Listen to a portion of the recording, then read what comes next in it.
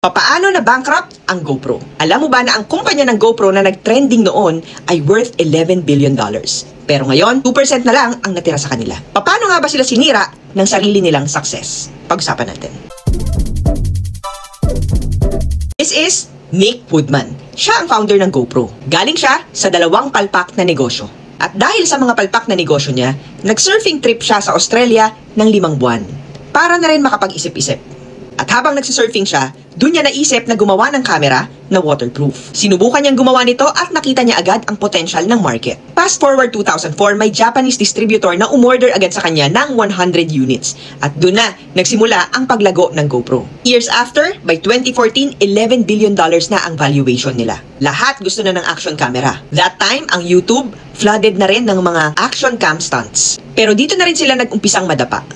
Dumami ang orders, dinoble ang manpower, tumabog ang sales, at naging kampante sila. By 2014, si Nick ang highest paid CEO that time.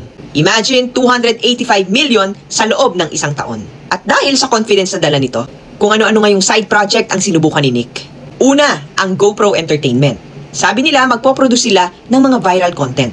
Ang ending, nasunog lang ang idea na to at nagsara ang GoPro Entertainment after 2 years. Number 2 ay ang Karma Drone. Pronto ng maraming recall. Dahil based sa mga users, ang Karma Drone ay bumabagsak at nagkakaproblema sa ere. Result, 93% ng sale nila, bagsak. At ang billion-dollar net worth ni Nick, nalusaw na lang ng parang bula. Iwat kanan ang layoff nila. Hanggang ngayon, buhay pa rin naman ang GoPro, pero maliit na lang sila. Ikaw, nagkaroon ka rin ba ng GoPro camera noon or any action camera? Comment mo naman sa comment section.